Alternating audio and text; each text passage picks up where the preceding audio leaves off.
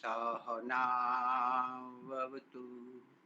सहनौ भुनक्तु सह वीर्यं कर्वावहै तेजस्विनावधीतमस्तु मा विद्विषावहै। ओम शांति शांति शांति। सबको सादर नमस्ते जी। प्रवीणा बेन क्या गाना चाहते हो या कुमकुम देवी जी?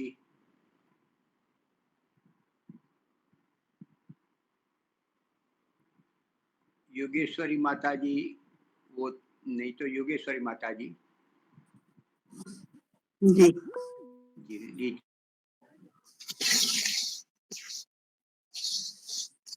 वैदिक प्रज्ञा व्याख्यान माला में उपस्थित सभी धर्म प्रेमी भाइयों, साधकों, बहनों, बेटियों, सभी को मेरी सादर नमस्ते। एक भजन।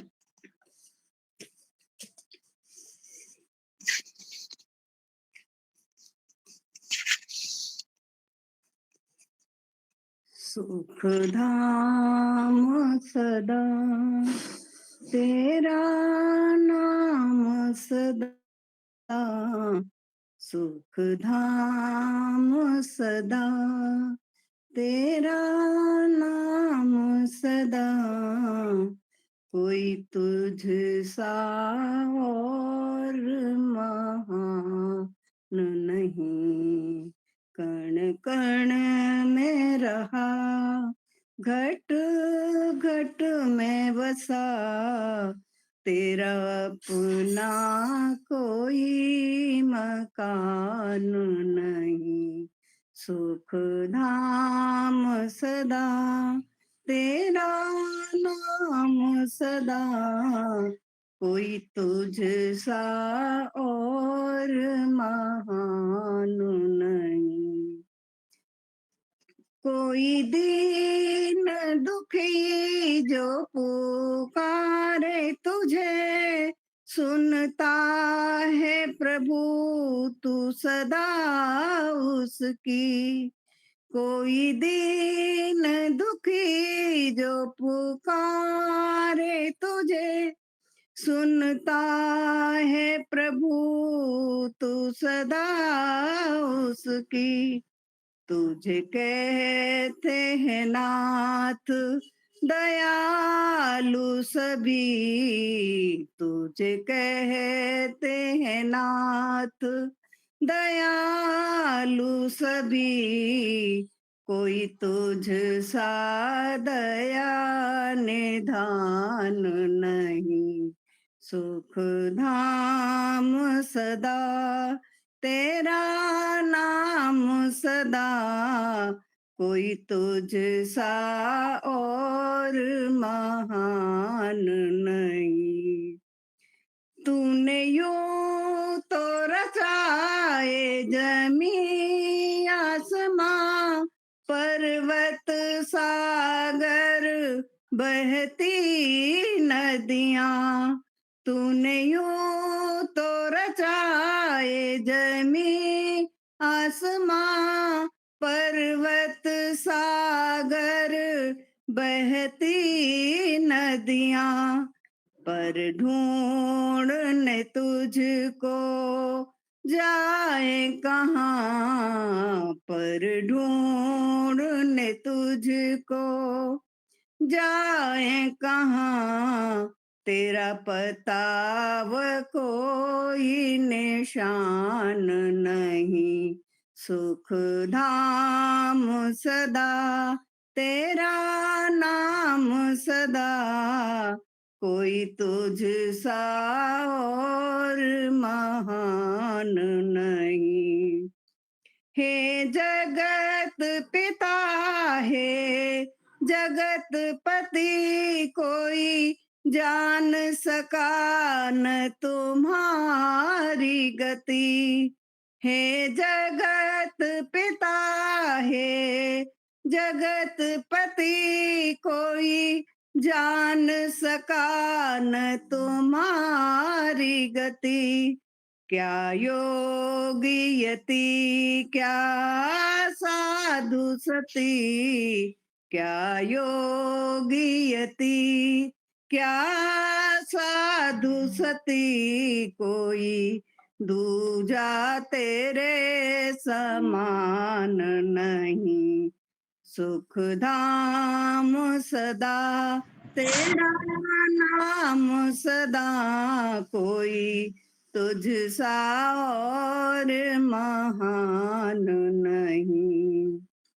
तेरा नाम जपूं प्रभु ये वर दो, बेमोल की अब झोली भर दो।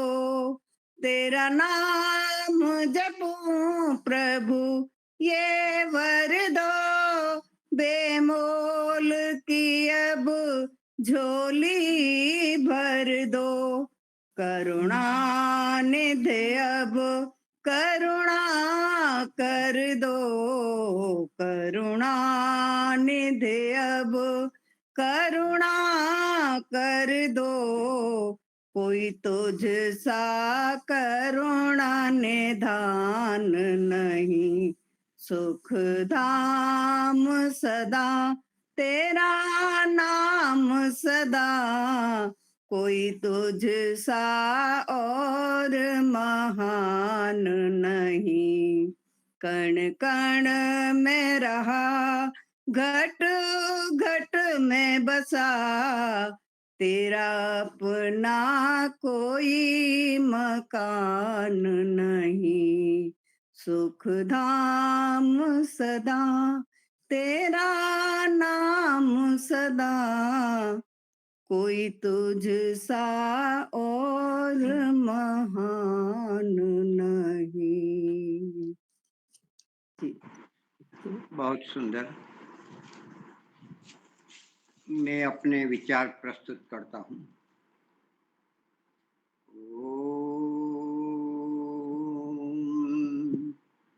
त्वं हि न पिता वशो त्वं माता सत्क्रतो बभूवित, अधाते सुम्निमहे अधाते सुम्निमहे।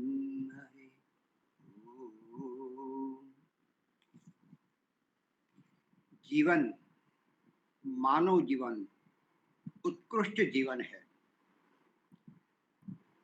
उत्कृष्ट जीवन तो मिल गया, मानव देह मिल गया, लेकिन उनसे भी आगे नहीं बढ़ेंगे तो हमारा पतन होगा।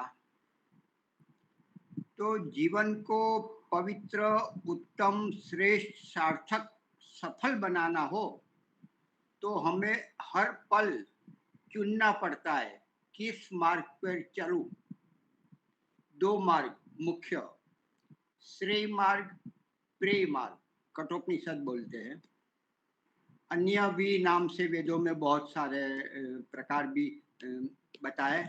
श्रेय मार्ग धर्म का मार्ग और प्रेय मार्ग अधर्म का मार्ग। ये ऐसा भी बोल सकते हैं, प्रेय मार्ग केवल अधर्म पाप का ही नहीं है, लेकिन बंधन का है। वहां स्वर्ग भी मिलता है। अच्छे काम करो, धर्मयुक्त काम करो तो स्वर्ग मिलता है, सुख मिलता है, विशेष सुख मिलता है, लेकिन बंधन से छूट नहीं सकते, पुनः जन्म होता रहता है। श्रेय पथ तपस्या का मार्ग है, सुरस्य धारा है, तलवार की धार पर चलने समान है। परिश्रम दोनों में करना पड़ता है। आप भौतिक जगत में पैसा कमाना हो, अपने व्यापार धंधे नौकरी को स्थिर करना हो तो बहुत कुछ सहन करना पड़ता है, पसीना रेड़ना पड़ता है और फिर वो संपदा ऐश्वर्य आदि प्राप्त होते हैं। और यहाँ भी श्रेय पथ पर भी तपस्या करनी पड़ती है, पसीना निकालना पड़ता है, मन को मारना पड़ता है, इंद्रिय विजय करना पड़ता है और तब वो हम आगे बढ़ सकते हैं, एक बाह्य जगत में आगे बढ़ सकते हैं। और श्रेय पथ अंदर की जो है अंदर की ओर यात्रा करना वो विशेष है।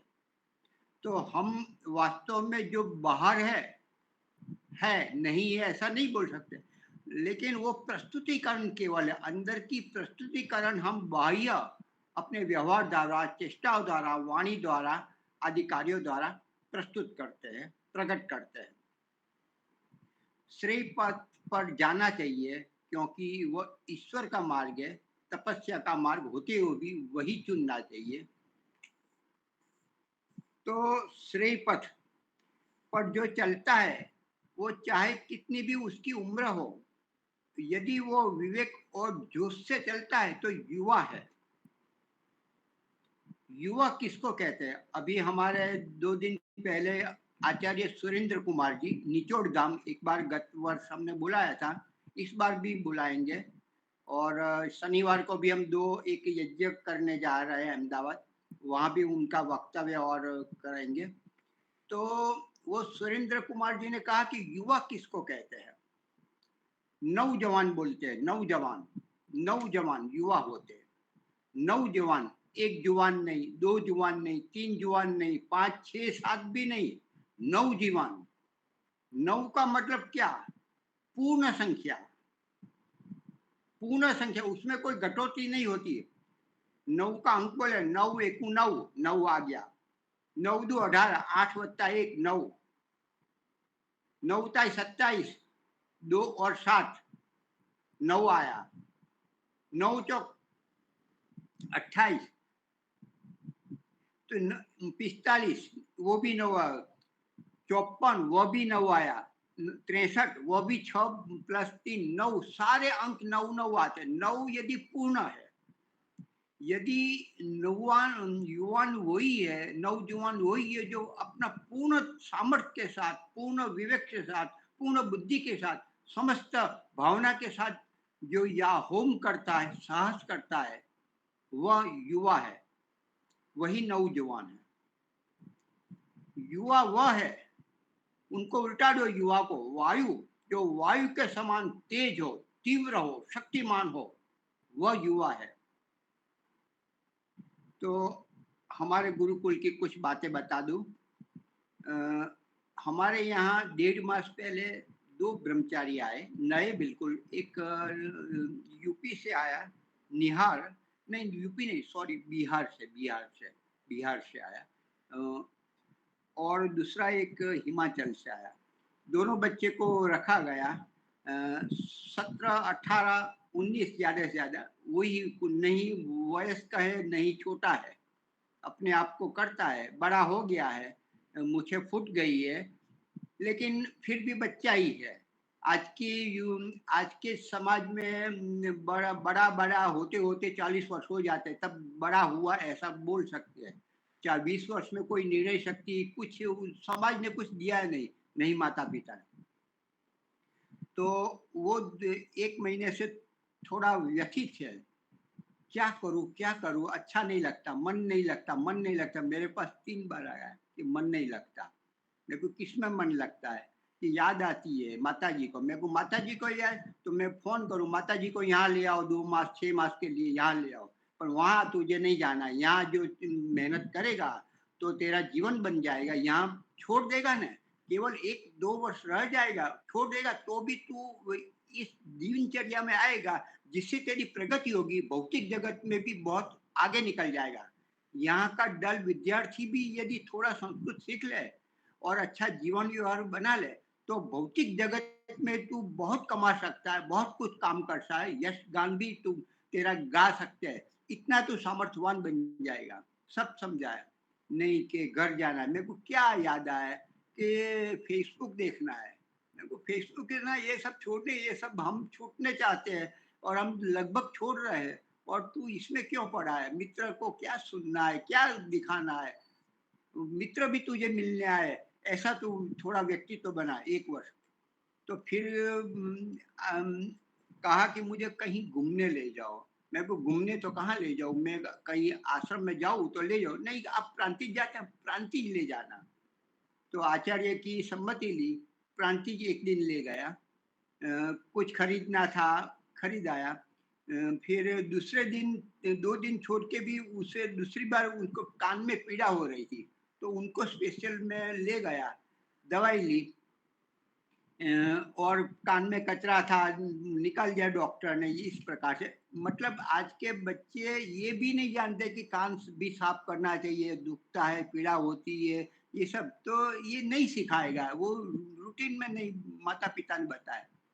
तो फिर मैंने कहा कि आपने परसों फ्रूट लेना है। मेरे को फ्रूट क्यों लेना है?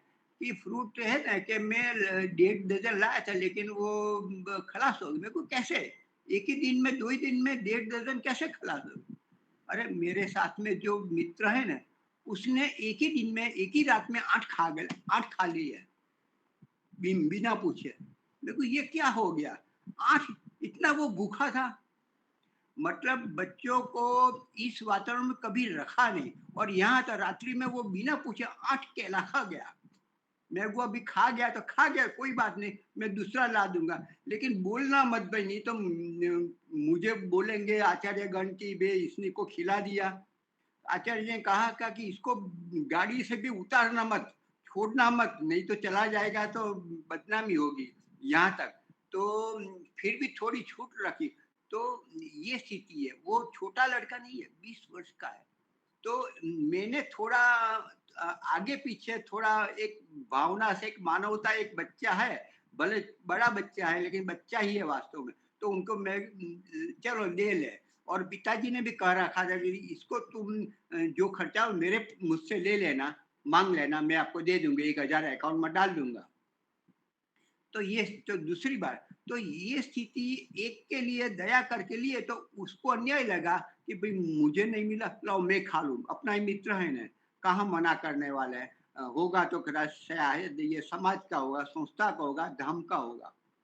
तो इस प्रकार से ये जो यहाँ जो आते हैं युवा है, वास्तव में युवा है ही नहीं, नहीं समझ है, नहीं विवेक है, नहीं माता पिता ने डाला, नहीं समाज ने डाला, बस कठिन है चौकस, ये मार्ग कठिन है, ये बंधन लगता है इतना।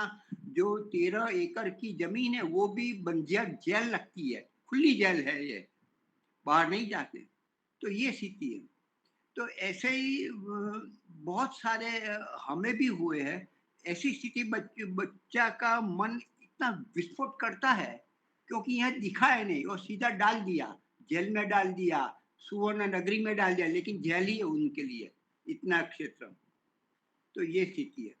तो श्रेय मार्ग सरल नहीं है, टिकना सुरस्य धारा है। तलवार की धार पर चलने समान है। मेहनत, आप लोग भी 11 बजे तक, 11:30 बजे जागते हैं, काम करते हैं, अतिथि 11 बजे आए तो उसको खिलाते भी है।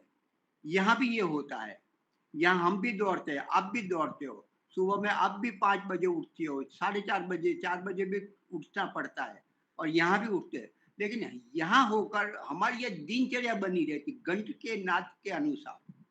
1 घंटी बजी 4:30, दूसरी घंटी बजी संध्या की, तीसरी घंटी बजी हवन के लिए। इस प्रकार से लगातार घंटी के न सब चलते, हम भी चल जाते हैं, सरल हो जाता है। संगठन में आगे बढ़ने में एक दूसरे का उत्साह मिलता है। ये माता जी धीरे धीरे चल के वहां पहुंच रही है, तो मैं तो दौड़ने वाला हूँ, मैं क्यों नहीं पहुंचता? तो उस हिसाब से भी चलते हैं। तो यहाँ आने से आप भी मेहनत करते हो, ये वहाँ और यहाँ भी करते हो, और यहाँ मेहनत का जो फल हमें मिलता है बहुत ऊपर ऊंचा मिलता है, और अपना नहीं होता है। यहाँ जो भी काम करोगे, जो भी चेष्टा करोगे, जो जो आप दौड़ोगे, वो परोपकार के लिए, धर्म के लिए, औरों के लिए आप पुण्य की बाधा बांध रहे हो। और वहां आप कर रहे हो तो कर्तव्य का पालन कर रहे हो, परिवार का, ये सब है। वो भी है, वो पुण्य काम है।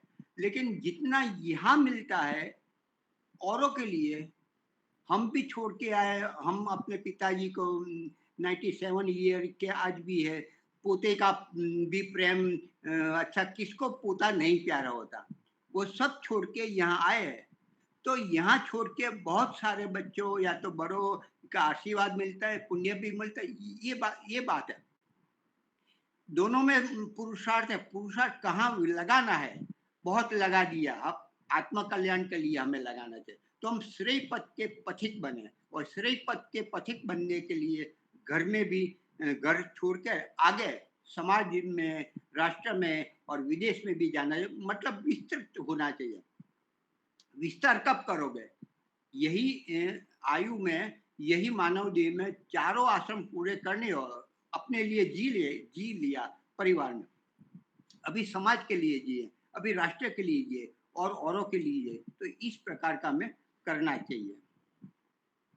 हाँ, 1 मिनट चालू रखो।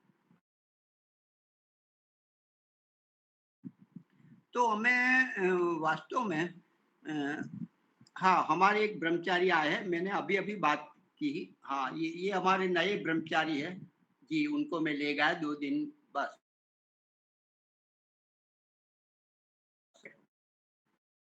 तो हमें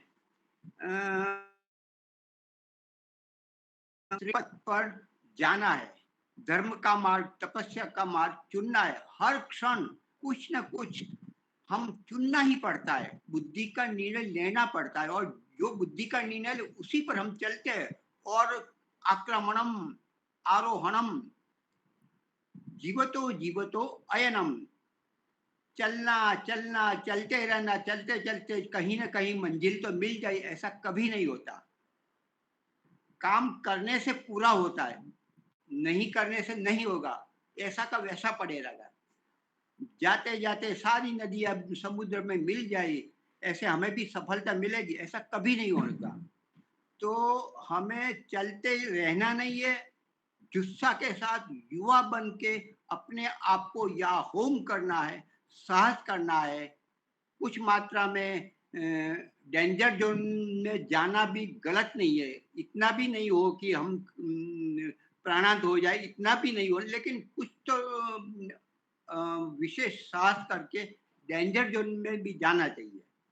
तो हम धर्म के, श्रेय के, प्रभु के मार्ग पर चले, हम यशस्वी बने। एक मंत्र मेरे पास है, यशस्वी बने। समय कम है तो इसलिए थोड़ा जल्दी लें।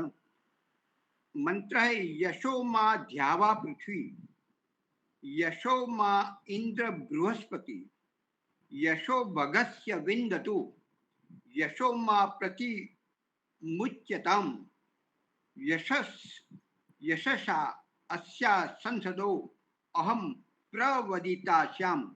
संवेद का है, हमारा जीवन यशस्वी हो। यश, जो ऐश्वर्यवान है वह यशस्वी होता है। ऐश्वर्यमान, भग, जो भगवान है, भग में ऐश्वर्य आता है। सबसे पहला भगवान में 6 गुण होते हैं। भगवान मनुष्य को भी बोलते हैं और भगवान परमात्मा को तो कहा ही जाता है। तो जितने उसमें एक एक गुण भी, 1 या 2 गुण भी प्राप्त हो जाए तो उसे भगवान बोल सकते हैं। यदि किसी के पास ऐश्वर्य है, विशेष सामर्थ्य प्रकट हो गया है, प्रकट कर लिया है, तो उसे भगवान बोल सकते हैं। जिसके पास जो श्री है, इसमें अर्थ है जिसके पास ऐश्वर्य हो, वीर्य हो, कीर्ति हो, श्री हो, श्री संपत्ति हो लेकिन धर्म वाली हो, और ज्ञान और वैराग्य हो, ज्ञान भी हो, शुद्ध ज्ञान हो और वैराग्य हो, इतनी संपत्ति जिसके पास है वह वास्तव में भग है, वह भगवान है। तो हमें यशस्वी बनना है, हमें भगवान बनना है। तो क्या करें, कैसे बने? भग धन का देवता है, और हमें भगवान बनना है तो ऐष्णा को त्यागना है। एक इच्छा होती है, एक कामना होती है, और एक कीर्ति होती है, और एक ऐष्णा। तो पहले इच्छा है, सामान्य इच्छा, खाना है, मुझे जाना है, मुझे घूमना है, ये इच्छा है, सामान्य इच्छा है। लेकिन फिर वो जब इच्छा बलवती हो जाए और अधर्म मार्ग कर भी अधर्म में चल कर भी वह इच्छा को पूरी की जाए तो ऐष्णाएं बनती है। अधर्म से जो इच्छा बलवान बन गई वो ऐष्णा है।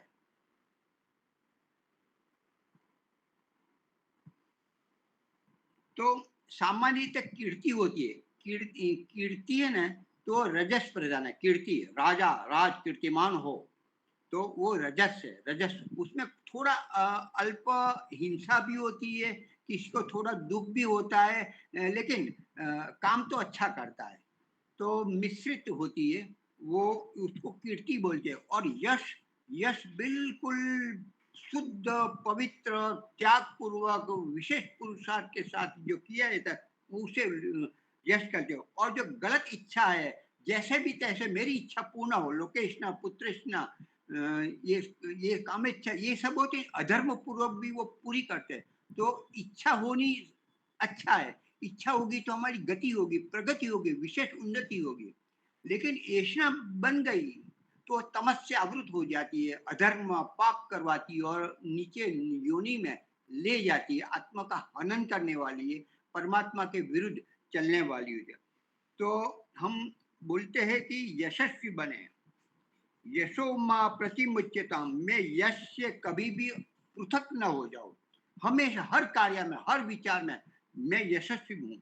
कैसे? यशो माँ ध्यावा पृथ्वी, यह ध्यावा और पृथ्वी, द्युलोक और पृथ्वीलोक मुझे यशवान बनाए, मुझे यशस्वी बनाए। मतलब कि जिस प्रकार यह पृथ्वी और ये द्युलोक यशस्वी है, वैसे ही मैं भी यशस्वी बनूं।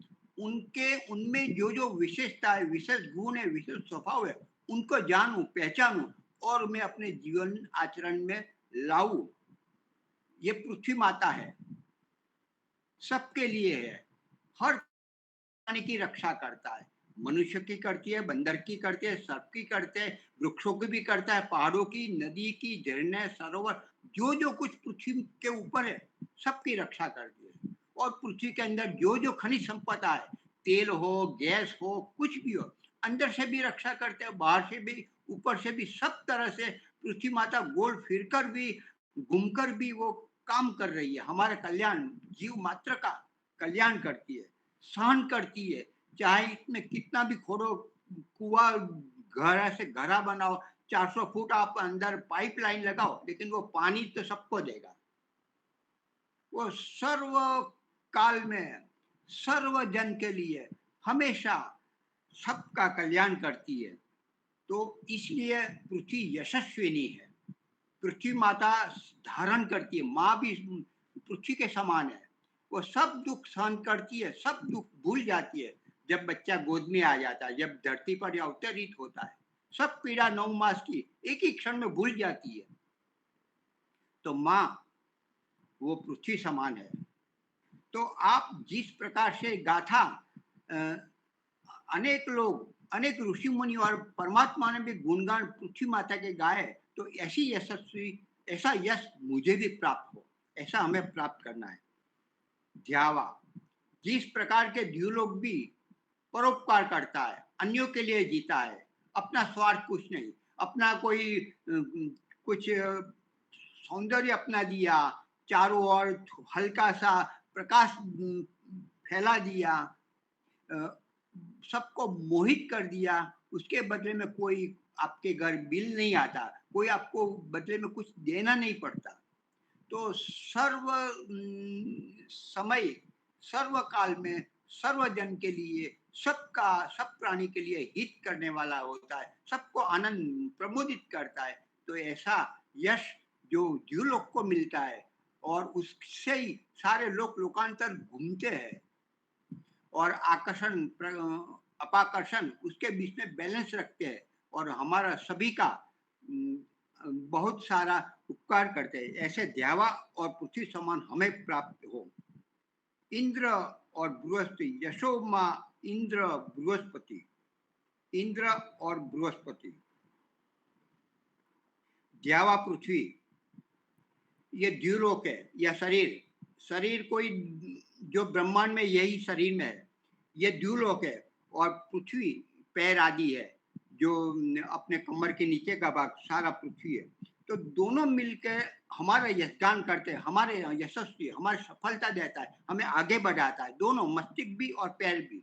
केवल मस्तिष्क हो, पैर ना हो तो नहीं चलेगा। दोनों का सामंजस्य होने से हमें यश मिलता है। उस तरह हमें समझना चाहिए। यशो में इंद्र बृहस्पति, इंद्र और बृहस्पति। तो जैसे इंद्र चंद्रमा, चंद्रमा आह्लादक, प्रसन्नता, मुदित भाव प्रकट करता है, रस बढ़ता है, आनंद सभी के दिल में फैला देता है, और सौम्यता, प्रकाश हल्का सा, जो घाव पड़े उसको रुझाने वाला उस प्रकार की आभा, प्राण शक्ति वो रात्रि में और विशेष अमास और पूर्णिमा के दिन भी होता है। जैसे जैसे दिन जैसे बढ़ता जाता है, कलाएं बढ़ती जाती है या घटती जाती है, वैसे वैसे प्राण शक्ति चौओर फैलती जाती है। तो इसके ऐसा कार्य करने से वो यश वाला है। ऐसा यश जो चंद्र को मिला है, ऐसा यश मुझे भी मिले। सूर्य, सूर्य भी यश वाला है। वो भी जैसे चंद्र करता है, जैसे द्युलोक करता है, वैसे ही यह सूर्य भी पृथ्वी को, नौवे नौ ग्रह को, ऐसे अनेक सूर्य है, अपने अपने ग्रह को संतुलित रखता है, अपने नियंत्रण में रखता है, दूर नहीं रखता, पासे नहीं रखता। लेकिन यथावत जैसी व्यवस्था परमात्मा ने उनको दी, वैसे ही वो कर रहा है, तो उसका भी यश है। इसलिए उसको कोई गाली नहीं देता, उसका कोई अपमान नहीं करता, तो उसको याद करते हैं। तो जो सूर्य, चंद्र, पृथ्वी और द्युलोक में जो यश है वो भी मुझे प्राप्त हो। मैं 5 मिनट ज्यादा ले रहा हूँ, जल्दी बोल रहा हूँ।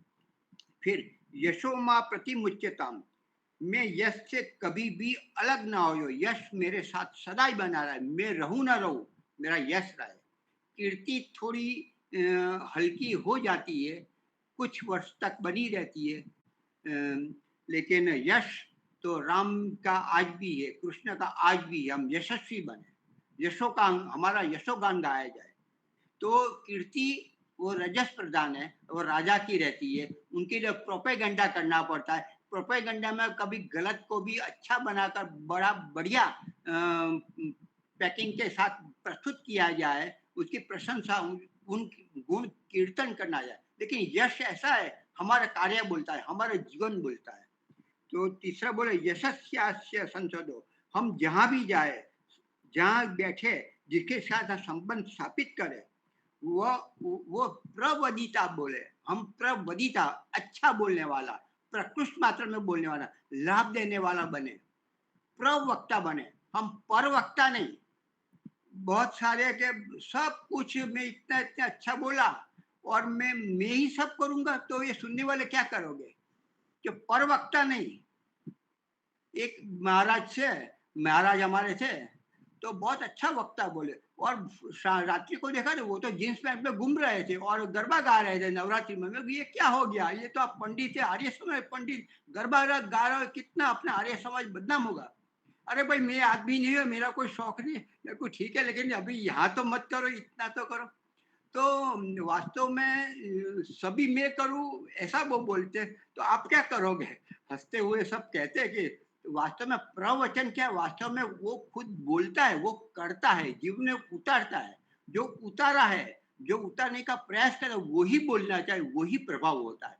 उसके लिए अलंकारिक शब्दों का कोई भाषा की जरूरत नहीं है। थोड़ा बोलता है, लेकिन एक शब्द, एक वाक्य भी वो उनमें इतिहास में बिल्कुल प्रस्थापित हो जाता है, उसका एक वाक्य, क्योंकि उस प्रकार उसने जीवन जिया है, जीवन जिया है।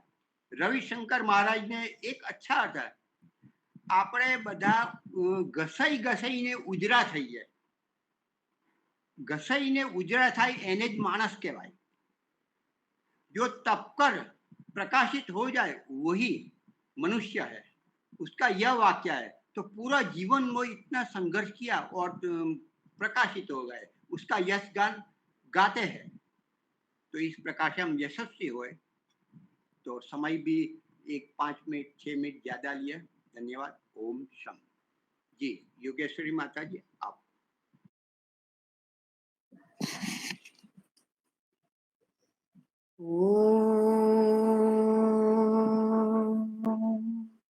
असतो मा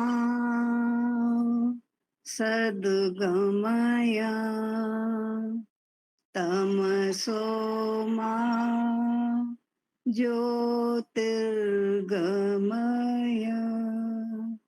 मृत्योर्मा मृतं गमय। ओम शांति शांति शांति। सर्वेभ्यो नमः। उपस्थित सभी जनों को मेरी सादर नमस्ते। आज हम एक अथर्ववेद के मंत्र का स्वाध्याय करेंगे। अथर्ववेद तीसरे कांड का 30वें सूक्त का 6ठा मंत्र है। इसका हम आज स्वाध्याय करेंगे। ओम समानी प्रपा सह बोन्न भाग समाने योक्त्रे सह वो युनज्मि सम्यंचोग्निम सपर्यतारा नाभिमिवाभितः सपर्यतारा नाभिमिवाभितः। इस मंत्र में ईश्वर की ओर से उपदेश है गृहस्थियों के लिए, पुरुषों के लिए, गृहस्थी जनों के लिए, समाज के लिए उपदेश है कि समाज में के सामाजिक एकता, सहयोग और लोक मंगल का वैदिक आदर्श स्थापित करना चाहिए।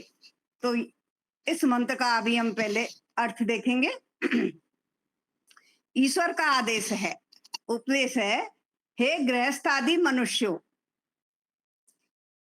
मुझ ईश्वर की आज्ञा से तुम्हारा प्रपा, प्रपा यानी जलपान, स्नान आदि का स्थान, आदि व्यवहार, जल से जो जो व्यवहार किए जाते हैं वो प्रपा, समानी एक सा हो, वह तुम्हारा अन्न भाग यानी खान पान, सह यानी साथ हुआ करे, वह तुम्हारे समाने एक जैसे, योक्त्रे यानी अस्वादि यान को जोते जाने वाले, सह सभी हों, और तुमको मैं धर्मादि व्यवहार में भी एकीभूत करके युनज्मी नियुक्त करता हूं।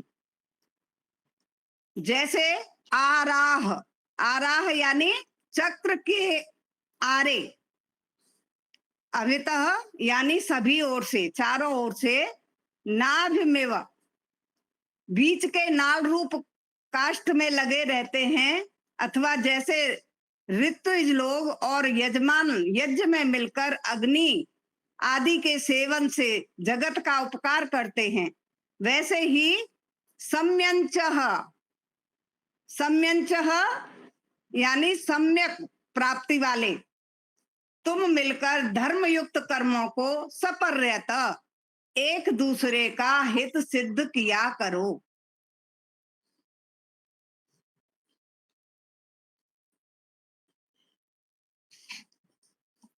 अब हम इसकी व्याख्या देखेंगे। यह मंत्र समाज में एकता, सहयोग और परस्पर सद्भाव की अत्यंत प्रेरक शिक्षा देता है। यहाँ ईश्वर मनुष्यों को संबोधित करते हुए उन्हें ऐसा समाज बनाने की प्रेरणा देता है जिसमें भेदभाव, वैमनस्य और स्वार्थ के स्थान पर सहभागिता, समानता और लोकहित की भावना विकसित हो।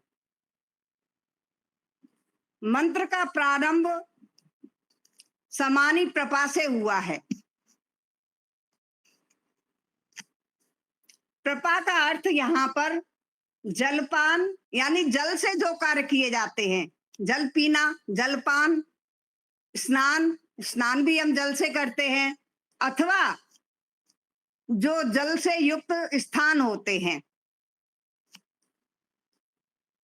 सार्वजनिक जो स्थान होते हैं जल से युक्त, जैसे नदी है, तालाब है, समुद्र है। इसका तात्पर्य यह है कि समाज की जो मूलभूत सुविधाएं हैं वह सभी के लिए समान रूप से उपलब्ध हों। पानी, जल जो है वो एक सभी के लिए आवश्यक मूलभूत आवश्यकता है, तो यह सभी के लिए समान रूप से उपलब्ध होवे। जल जैसे जीवन उपयोगी साधन किसी वर्ग विशेष, जाति अथवा किसी समूह के अधिकार में ना हो। जैसे कि हम देखते हैं पहले के समय में, पूर्व काल में ब्राह्मणों, मतलब जो भी है, ब्राह्मण में नाम नहीं लेना चाहूंगी, जो कुछ ऊंचे कुल के जाति के लोग होते थे, वो अपने कुएं से नीचे वालों को पानी भी नहीं भरने देते थे, तो वो गलत था, वो वैदिक नहीं था। तो यहाँ पर ईश्वर के लिए कोई छोटा बड़ा नहीं है, ईश्वर के सभी पुत्र हैं। तो ईश्वर ने ऐसा ही उपदेश दिया है कि ये जो मूलभूत सुविधाएं हैं वो सभी के लिए समान होनी चाहिए, उन पर किसी विशेष मनुष्य का, जाति का या समूह का अधिकार नहीं होना चाहिए। इसी क्रम में आगे मंत्र में सह वोन्न भागः, सह वह अन्न भागः, सह वह यानी तुम्हारे अन्न भाग कहकर भोजन की साझेदारी का उपदेश दिया गया है। यहाँ पर ईश्वर ने भोजन की सह अन्न भाग, भोजन की साझेदारी का उपदेश दिया है। इसका अभिप्राय यह नहीं है कि प्रत्येक व्यक्ति एक ही स्थान पर बैठकर भोजन करे। इसका तात्पर्य यह है कि जो समाज में अन्न का न्यायपूर्ण वितरण होना चाहिए, परस्पर आतिथ्य, सहयोग और किसी भी प्रकार के ऊंच नीच के भेद से ऊपर उठकर साथ में रहने की भावना विकसित होनी चाहिए। सभी के अंदर अगर जो अन्न प्राप्त हुआ है उसको समान रूप से सभी में मिल बांटकर खाने की भावना होनी चाहिए, ना कोई ऊंचा है ना कोई नीचा है। इस तरह से उसे मिल बांट करके खाने की भावना के साथ सभी के अंदर ऐसी बड़ी भावना, सद्भावना की भावना जो है विकसित होनी चाहिए। इससे आगे परमेश्वर आगे मंत्र में कहता है, समाने योक्त्रे सह वो युनज्मी, समाने योक्त्रे सह वो युनज्मी, यानी युक्त का अर्थ यहाँ पर जुआ या वह बंधन जिससे अनेक अश्व एक ही रथ में जोड़े जाते हैं और वो एक ही लक्ष्य की ओर अग्रसर होते हैं। तो यहाँ पर बड़ा ही सुंदर ये रूपक है। जैसे अनेक घोड़े एक ही लक्ष्य की ओर रथ को खींचते हैं, घोड़े बहुत सारे हैं लेकिन उनका लक्ष्य एक ही है, वो एक ही तरफ उस रथ को खींचकर ले जाते हैं। जैसे हमारी विषय इंद्रियां हैं तो वो 5 हैं, लेकिन वो हमारे जो मन रूपी उसको एक साइड में ही दौड़ाती हैं, वो आत्मा तक ही लेके जाती हैं। उन सब की सूचना वो कहाँ जब पहुंचाती हैं, आत्मा को ही पहुंचाता है मन। तो इसी तरह से वैसे ही समाज में विविध व्यक्ति एक साझा उद्देश्य, साझा उत्तरदायित्व और धर्म सम्मत जीवन पथ से जुड़े रहें। ईश्वर मानो कह रहा हो कि मैं तुम्हें एक ही धर्म उद्देश्य से जोड़ता हूं। सभी का एक ही धर्म का उद्देश्य, एक ही उद्देश्य है, सभी का धर्म का एक ही उद्देश्य है। मैं आप सभी को के लिए एक ही धर्म बनाता हूं, मतलब ईश्वर ने एक ही धर्म हमारे लिए, सभी के लिए बनाया है। अतः परस्पर संघर्ष नहीं, आपस में संघर्ष नहीं होना चाहिए, सहयोग का मार्ग अपनाना चाहिए। सभी को संघर्ष ना करके आपस में सहयोग का मार्ग अपनाना चाहिए। इसके आगे मंत्र का भाग देखते हैं। इसके पश्चात मंत्र कहता है कि सम्यंचोग्निम सपर्यत, सम्यंचो अग्निम सपर्यत, अर्थात सब लोग मिलकर अग्नि की उपासना या सेवन करें। यहाँ पर अग्नि के अनेक परस्पर पूरक अर्थ हैं। पहला, ईश्वर की सामूहिक उपासना, अग्नि ईश्वर को भी कहते हैं। दूसरा,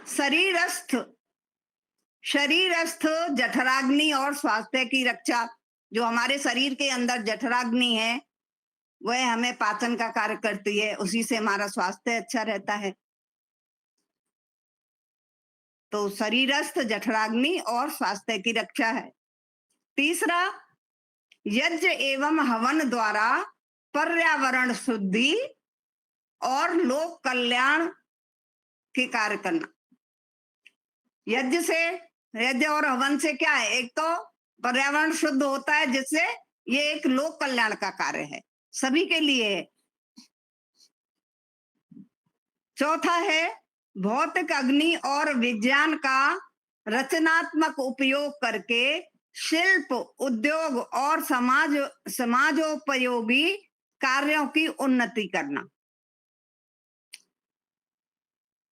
जो भौतिक अग्नि है उससे तरह तरह के आविष्कार होते हैं, तो उनका प्रयोग करके समाज के कार्यों में उन्नति लाना, ये चौथा अग्नि का बताया है कार्य। इसका तात्पर्य यह है कि अग्नि केवल धार्मिक प्रतीक नहीं है, जीवन के आध्यात्मिक, शारीरिक, वैज्ञानिक और सामाजिक सभी आयामों का प्रतिनिधित्व करती है। अग्नि क्या क्या करती है? जीवन के आध्यात्मिक, शारीरिक, वैज्ञानिक और सामाजिक सभी आयामों का प्रतिनिधित्व करती है। अब मंत्र के अंत में एक अत्यंत प्रभावशाली उपमा दी गई है। अभी मंत्र का अंतिम भाग है। मंत्र के अंत में एक अत्यंत प्रभावशाली उपमा दी गई है, आराह नाभिमिवाभितः। यहाँ पर संधि है, आरा नाभिम इव अभितः। जैसे रथ के पहिए की सभी आरियां एक ही नाभि से जुड़ी रहती हैं। रथ का जो पहिया होता है उसमें आरे होते हैं ना, सो एक ही जगह पे ज्वाइंट होता है वो नाभि। वैसे ही समाज के विविध व्यक्ति भी एक केंद्र से जुड़े रहें। जिस प्रकार पहिए की जो सभी आरियां हैं, रथ के पहिए की आरियां नाभि से जुड़ी रहती हैं एक से ही, वैसे ही समाज के विविध व्यक्ति एक केंद्र से जुड़े रहें। यदि कोई आरी नाभि से अलग हो जाती है तो पहिया दुर्बल हो जाता है, पहिए के अंदर कमजोरी आ जाती है, वो कमजोर हो जाता है, हिलने लगता है एक तरफ से। उसी प्रकार समाज के व्यक्ति धर्म, सत्य और लोक हित के साझा आधार से विमुख हो जाते हैं, तब सामाजिक संरचना भी दुर्बल होने लगती है। इसी तरह से व्यक्ति अपने धर्म के आधार पे, सत्य और लोक हित के जो साझा आधार हैं, उनसे अपना मुंह मोड़ लेते हैं, अलग हो जाते हैं, सब अपनी अलग अलग दिशा में कार्य करने लगते हैं, तो सामाजिक संरचना भी दुर्बल होने लगती है। संगठित रहने पर, जिस प्रकार संगठित रहने पर समाज स्थिर, शक्तिशाली और प्रगतिशील बनकर आगे बढ़ता जाता है, उसी प्रकार यदि वह संगठित नहीं रहता है तो कमजोर हो जाता है। यह मंत्र केवल सामाजिक संगठन का उपदेश नहीं देता, अपितु आधार भी स्पष्ट करता है। वह आधार हैं समान अवसर, सभी के लिए समान अवसर हो, न्यायपूर्ण सहभागिता, साझा उत्तरदायित्व, सामूहिक उपासना, लोक हितकारी विज्ञान। अब विज्ञान जो बड़े बड़े कार्य करते हैं विज्ञान के, तो वो लोक हितकारी होने चाहिए। ऐसे नहीं कि उससे, जैसे अभी नॉर्थ, ये इसका सुबह में समाचार सुन रही थी, नॉर्थ कोरिया वाले अभी वो मिसाइलों का वो कर रहे हैं, तो वो किस लिए? वो तो विध्वंसकारी हैं, वो लोक हितकारी नहीं है। तो उनका प्रयोग जो है वो जो आगे नहीं बढ़ाने चाहिए। लोक हितकारी विज्ञान और धर्म आधारित जीवन, ये ही वे सूत्र हैं जो परिवार, समाज और राष्ट्र को स्थायी रूप से जोड़ते हैं। हम सभी एक ही मानव परिवार के सदस्य हैं। हमारे सामूहिक सुख, सुरक्षा और उन्नति का आधार परस्पर सहयोग और धर्म सम्मत आचरण ही है। तो इस मंत्र में परिवार जो है राष्ट्र की इकाई है। परिवार अच्छा होगा, धर्म सम्मत होगा, तो हमारा समाज भी धर्म सम्मत होगा। परिवार की उन्नति होगी तो समाज की उन्नति होगी, समाज की उन्नति होगी तो राष्ट्र की उन्नति होगी। तो यहाँ पर विशेष बल दिया गया है परिवार गृहस्थ के लिए। ईश्वर की ओर से उपदेश दिया है इस मंत्र के द्वारा कि परिवार जो है कैसा होना चाहिए, उसके अंदर सहकारिता, सद्भावना एक दूसरे के लिए, और लोक मंगल के कार्य करने की भावना, इस तरह की भावनाएं परिवार के अंदर होंगी तो हमारा समाज भी अच्छा बनेगा और राष्ट्र भी अच्छा बनेगा, और हमारा राष्ट्र दिनों दिन आगे बढ़ता जाएगा, उन्नति करेगा। तो एक अभी है हमारे पास 5-6 मिनट, तो मैं एक अभी मुझे एक मंत्र और लेना था, लेकिन अब मैं मंत्र नहीं लूंगी। अब मैं एक छोटा सा भजन गृहस्थ के लिए, जैसा कि मैंने प्रारंभ से ही ऐसा रखा है कि मेरा जो भी टॉपिक होता है उसके अनुसार मैं एक भजन लास्ट में छोटा सा लेती हूँ। तो मैं एक वो गृहस्थ के लिए एक भजन आपके समक्ष रखूंगी।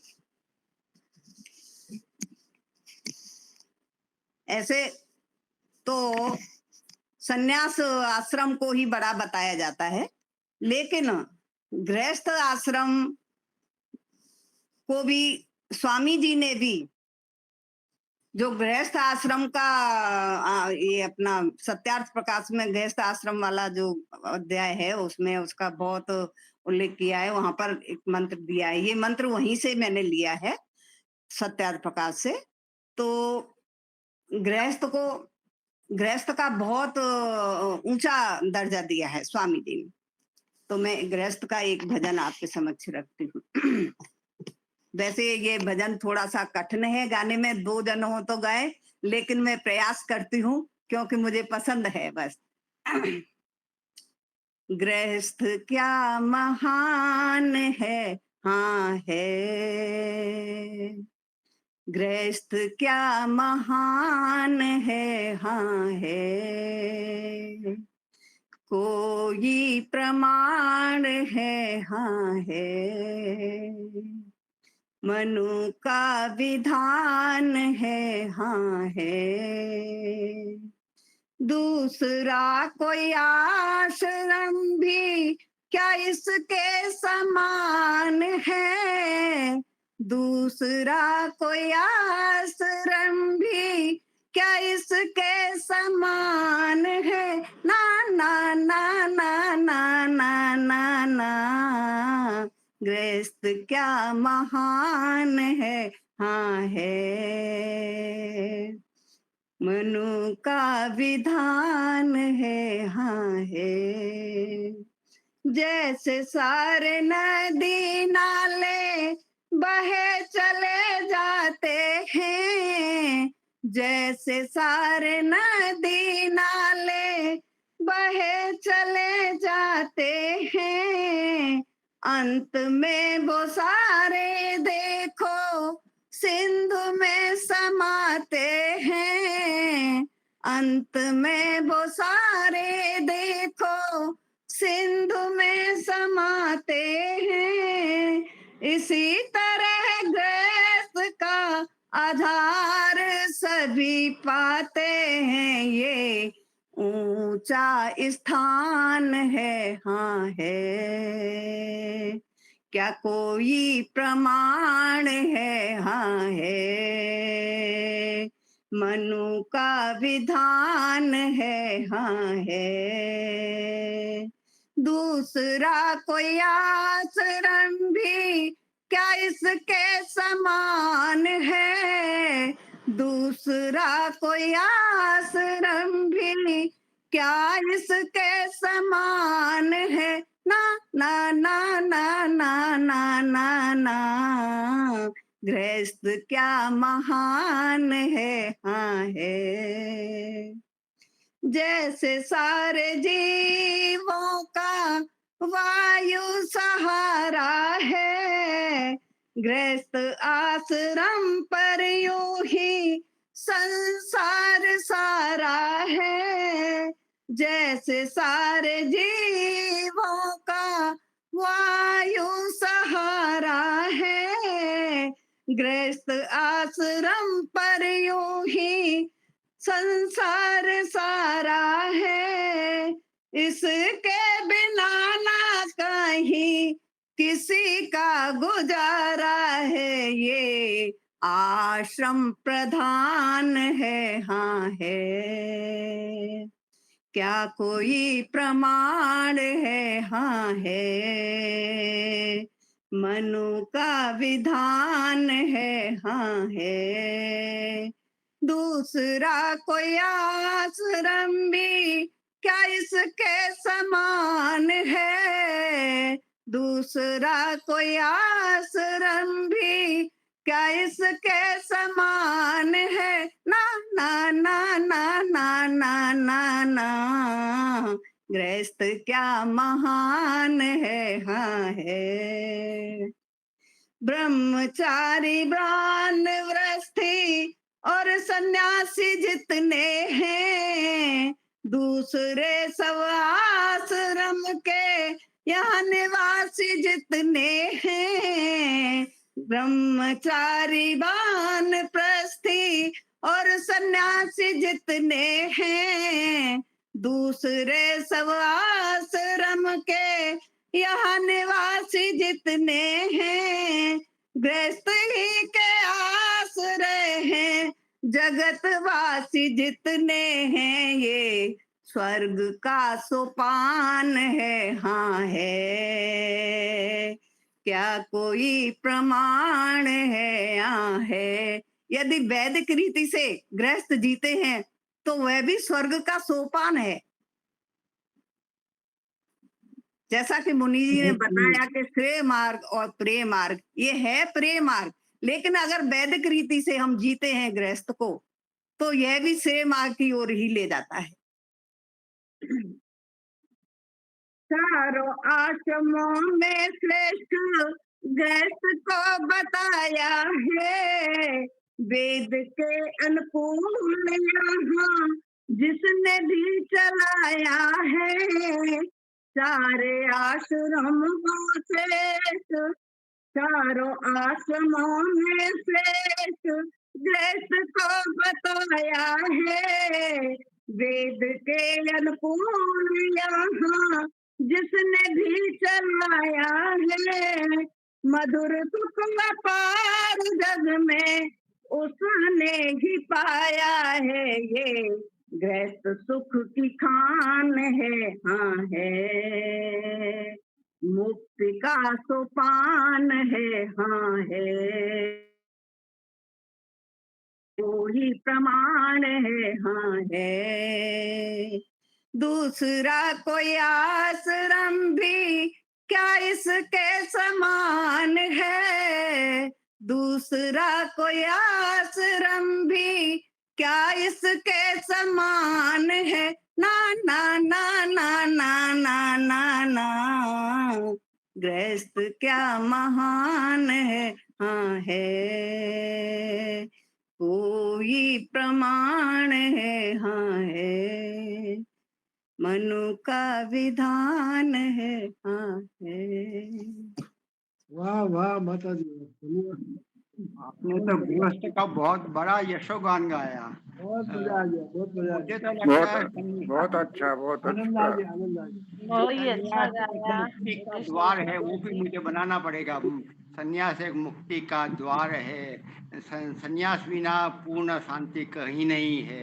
है कि नहीं, है कि नहीं? ना ना ना ना, मंत्र ऐसा बनाना पड़ेगा भाई कुछ। वाह वाह वाह, मंत्र बहुत बढ़िया, बहुत अच्छा गाया। बहुत बढ़िया, बहुत बढ़िया। ऐसे गृहस्थ अपनी शैली से चारों की पूर्ति करने से वो श्रेष्ठ है, और संन्यास ज्ञान की दृष्टि से, वैराग्य की दृष्टि वह श्रेष्ठ है। कोई छोटा बड़ा है ही नहीं, वास्तव में उनका सदुपयोग करे और परमात्मा के मार्ग में लगाया जाए। धीरे धीरे योग्यता बनती वही बताया ना, वैदिक रीति से जो चले, वेद में जिस तरह से बताया उस तरह से गृहस्थ को पूरा करे, तो वो भी उसका सीढ़ी बन सकता है, आगे स्वर्ग की सीढ़ी बन सकता है। गृहस्थ होगा, माता पिता होंगे तो ही अच्छा वानप्रस्थी निकलेगा और सन्यासी निकलेगा, ब्रह्मचारी निकलेगा। नहीं तो मूल तो वही है ना कहीं माता पिता द्वारा गृहस्थ में ही आएगा। बहुत ही बढ़िया है। हमारे नमस्ते यहाँ बहन जी। बहुत अच्छी शिविरें आज पूर्ण होती होगी। स्वामी विवेकानंद परिव्राजक, उन्होंने अपने अपने अनुभव बहुत अच्छे कहे, कहाँ कितने स्टेज पर खुद है और क्या पूछते हैं, किसको कैसा जवाब देना चाहिए। कोई प्रश्न सामान्य व्यक्ति पूछता है कि आप कहाँ किस स्टेज पे, और ये साधक लोग पूछे उसको क्या जवाब देना है, ये बहुत अच्छी बातें बता रहा है। और ये आज पूर्णाहुति रात्रि को होगी, और कल से देगांव 3 दिन तक है, दोपहर में और रात्रि को 3 दिन के लिए। वास्तव में हम आज उनका मूल्य हमारे गुरुजनों का नहीं समझते हैं। अभी स्वामी अपने बड़े गुरु हमारे सत्यपति जी, उनको याद करते, आचार्य ज्ञानेश्वर को याद के, उनकी कमी महसूस होती। यही स्थिति 10, 15, 12 क्या मालूम। तो जो है उनका उपयोग कर ले। हम अपना संपत्ति बना ले, हाँ हमने देगांव में गया था, हमने लाकूड़ा में 3 बार शिविर की लाभ लिया था, भले भूल गए लेकिन उसके संस्कार आपको खींच जाएंगे, आपको ज्वाइन करेंगे। अगले जन्म में वो किसी न किसी रूप में हम दूसरे को मिलेंगे और लाभ लेंगे। क्योंकि आज स्वामी सत्यपति जी ऐसा कोई योगी नहीं था अभी महर्षि दयानंद के बाद, और ऐसी स्थिति आज स्वामी विवेकानंद की है। तो उसका लाभ उठाने वाले वास्तव में कोई एक भी ऐसा शिष्य नहीं है जो पूरा पूरा न्याय दर्शन को उतार दे। ये न्याय दर्शन और शंका समाधान की जो जबरदस्त वो उनके पास ऐसा कोई नहीं है। हम लाभ नहीं उठा रहे, घर के पास में है, कोई कुछ नहीं लगता। पहले का जमाना नहीं है कि हम घोड़े पर जाएंगे, वहां जाएंगे, 3 दिन पहुंचेंगे, खाना रास्ते में बनाएंगे, ऐसा तो कुछ नहीं, सब कुछ है। हम मूल्य नहीं समझते हमारे गुरुजनों को, और गुरु हमने वास्तव में, मैंने और सबकी बात है, हमने अपना गुरु नहीं माना है किसी को जो अच्छा लगे।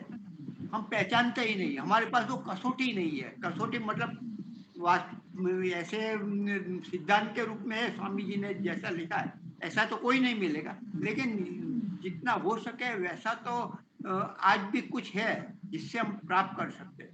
तो ऐसे जो होता है, तो जीवन शैली कुछ ऐसा वाक्य मिलता है, सामान्य से योगी बन जाता है और अपना मोक्ष तक पहुंच जाता है। और एक ऐसा कभी कोई घटना घटित होती है या तो मन चलित हो जाता है, तो इतना पतित हो जाता है कि कभी सोच नहीं सकते। बहुत सारे ऐसे सन्यासी कुछ है वो अद्वैतवादी बन गए। क्यों? क्योंकि उनको जो प्रश्न था उसका नहीं मिला, और वहां से मिला झूठा भी, क्योंकि न्याय दर्शन नहीं जानते थे और कोई विद्वान नहीं है। और स्वामी जी जैसे विद्वान आज एक भी नहीं है जिसको 200-250 बार न्याय दर्शन पढ़ाओ और उसी तरह से शंका समाधान करते हैं, और शास्त्रार्थ करने में भी वैसे ही मजबूत है। तो हम उसका मूल्य नहीं समझते, नहीं आचार्य जी का समझते थे, नहीं उतना लाभ नहीं उठाते। मतलब समझते तो है लेकिन लाभ नहीं उठाते। तो हम अपनी क्षमता मुजब लेना चाहिए। तो इसके बाद आचार्य अजय जी का 21, 22, 23 मैंने अपने ग्रुप में रखा है। तो कृष्ण कथा वहाँ होने वाली, वो भी आपको सुनिए, बहुत अच्छा वक्ता है। तो दौड़ते रहिए, चलते रहिए, घर भी चलता रहेगा, कोई सुना हमारे बिना, कोई सब खाएंगे पिएंगे मौज करेंगे, चलता रहेगा जिंदगी। तो हम लाभ उठाए, बाथा पाछे ही बांध ले, वो काम में आएगा। जी धन्यवाद। जी अपने शंकर जी।